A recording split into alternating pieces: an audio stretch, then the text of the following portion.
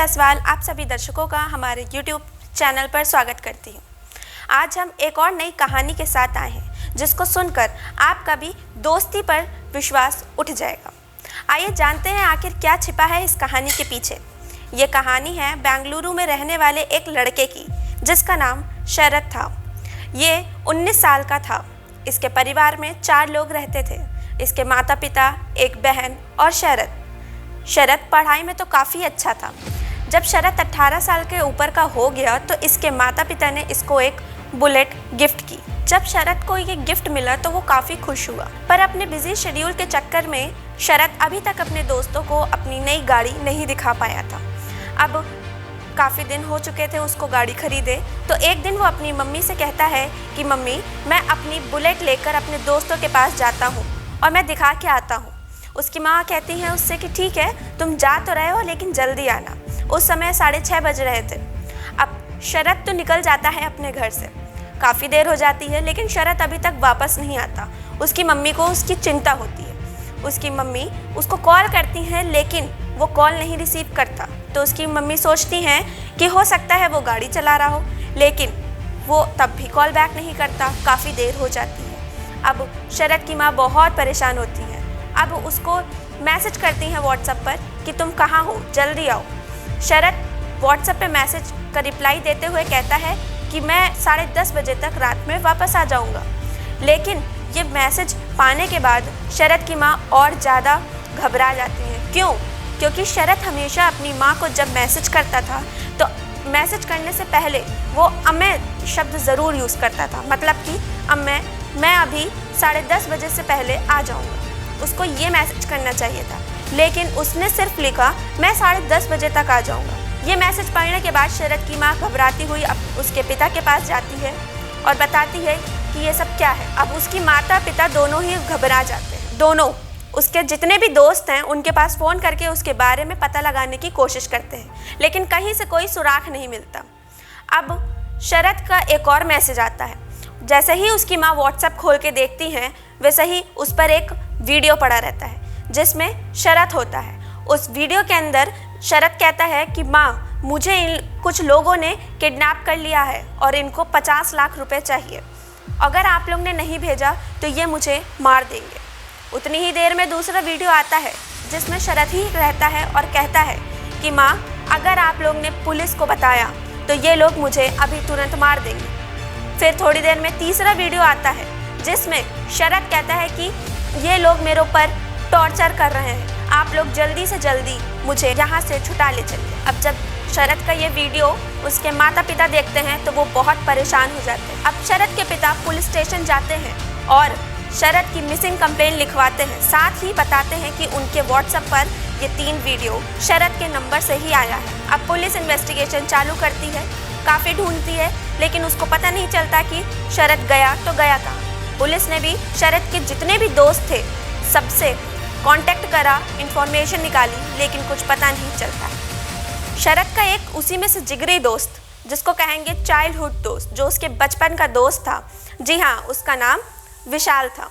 वो शरद के घर के बगल ही रहता था और शरद की बहन का क्लासमेट भी था। अब पुलिस विशाल से पूछताछ करती है क्योंकि वो उसका बेस्ट फ्रेंड था, इसीलिए पुलिस को लगा हो सकता है उसके पास कुछ ऐसी खबर हो, कुछ ऐसी इन्फॉर्मेशन हो जिससे पुलिस का काम बन जाए। विशाल से जब पूछा जाता है तो विशाल कहता है कि उसको कुछ नहीं पता।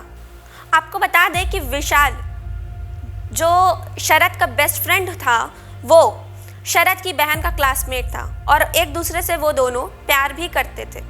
यानी कि विशाल और शरद की बहन, वो दोनों एक दूसरे से प्यार भी करते थे। अब काफ़ी दिन हो चुके थे, पुलिस को भी कोई सबूत नहीं मिल रहा था। तब पुलिस ने वो वीडियो को अच्छे से फिर से दोबारा देखा और उसमें एक अहम चीज़ पता चली। उसमें ये पता चला कि शरद जब वीडियो में बोल रहा था तो उसने एक जगह पीछे हल्का सा बोला कि मैं ठीक बोल रहा हूँ।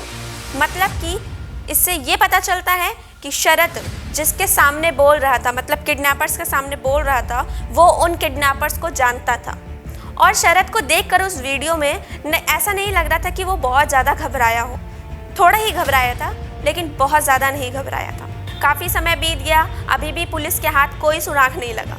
तो पुलिस ने वापस से विशाल के ऊपर शक करा। पुलिस ने शरद के माता पिता से पूछा कि क्या आपकी किसी के साथ दुश्मनी है, कि कोई आपके बेटे के साथ अपनी दुश्मनी निकाल तो नहीं रहा। तो शरद के पिता ने बोला नहीं, ऐसी तो कोई बात नहीं है। तब फिर पुलिस ने कहा कि कोई ऐसा, जब से शरद गायब हो तब से वो व्यक्ति आपके घर आ रहा हो और आपको सांत्वना दिला रहा हो। तो शरद के माता पिता ने कहा ऐसा तो सब लोग हैं, लेकिन शरद का जो दोस्त विशाल है वो कुछ ज़्यादा ही हम लोग की तरफ झुक रहा है। अब पुलिस ने जब उनके माता पिता की ये बात सुनी तो वो विशाल को एक बार फिर से बुलाते हैं और उससे पूछताछ करते हैं। इस बार पुलिस विशाल से काफ़ी अच्छे से पूछताछ करती है और अपने तरीके से पूछताछ करती है। तब विशाल बताता है कि विशाल ने ही शरद को किडनैप करा था।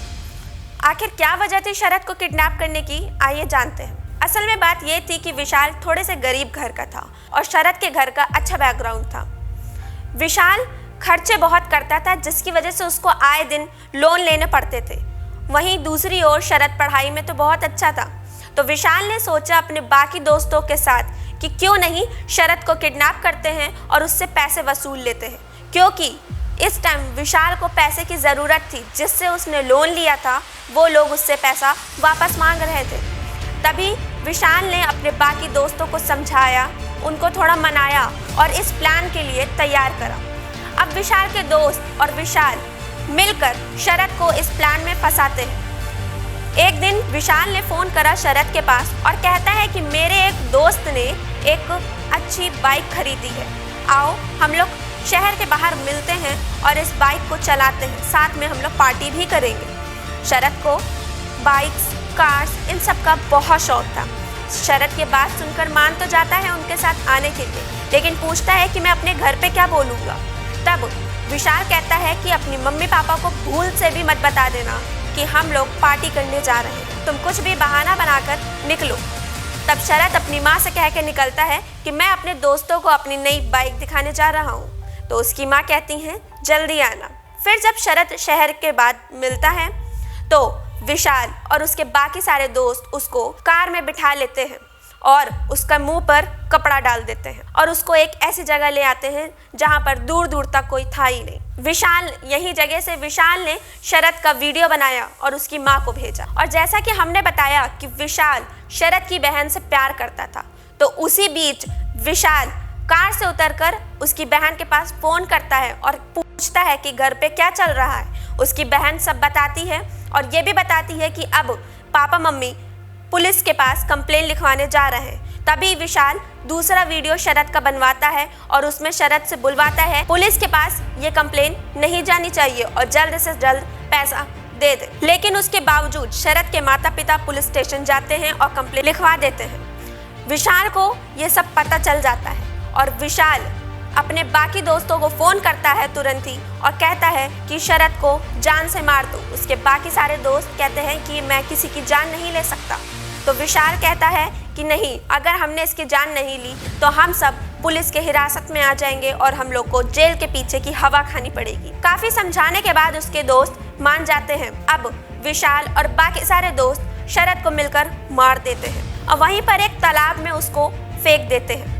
लेकिन उन्होंने ऐसे ही बॉडी को तालाब में नहीं फेंक दिया, उन्होंने काफ़ी भारी पत्थर के साथ बॉडी को बांधकर तालाब में फेंका ताकि बॉडी पानी के ऊपर ना आ जाए।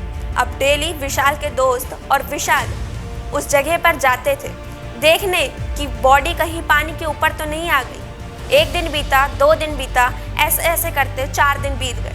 5वें दिन जब वो लोग वहाँ जाते हैं तो देखते क्या है कि बॉडी तो पानी के ऊपर तैर रही थी, क्योंकि 5 दिन से बॉडी पानी में थी तो बॉडी डिकम्पोज होने लगी। अब विशाल और उसके दोस्त बॉडी को देखकर घबरा जाते हैं, बॉडी को पानी से बाहर निकालते हैं और उसको वापस से एक नमक की बोरी के साथ बांध देते हैं जिससे बॉडी जल्दी डिकम्पोज हो। लेकिन अगले दिन फिर से बॉडी पानी के ऊपर आ जाती है। अब विशाल और उसके दोस्त सोचते हैं कि बॉडी को यहाँ पर रखना खतरे से खाली नहीं होगा। वैसे बॉडी 6 दिन से पानी में पड़ी हुई थी, जिसकी वजह से वो पूरी तरीके से डिकम्पोज होना चालू हो चुकी थी। तब भी उन लोग ने उस बॉडी को निकाला और उससे भी काफ़ी दूर एक तालाब में ले जाकर डाल दिया। अब जब पुलिस को विशाल ने जब ये सब बताया तो पुलिस विशाल के साथ उसी जगह पर पहुंचती है और बॉडी को निकालती है। बॉडी को निकालने के बाद पुलिस उस बॉडी को माता पिता को सौंप देती है ताकि उसका जल्द से जल्द अंतिम संस्कार किया जा सके। और दूसरी ही ओर विशाल और उसके बाकी 4 दोस्तों को हिरासत में ले लेती है। अभी विशाल और उसके बाकी 4 दोस्त जेल की हवा खा रहे हैं। तो ये थी आज की हमारी कहानी, जिसको सुनकर हमारा दोस्ती से तो विश्वास ही उठ गया। ऐसे ही क्राइम की और कहानी को जानने के लिए हमारे साथ बने रहें। हमारी कहानी पसंद आई हो तो हमारे वीडियो को लाइक करें, शेयर करें और चैनल को सब्सक्राइब करें।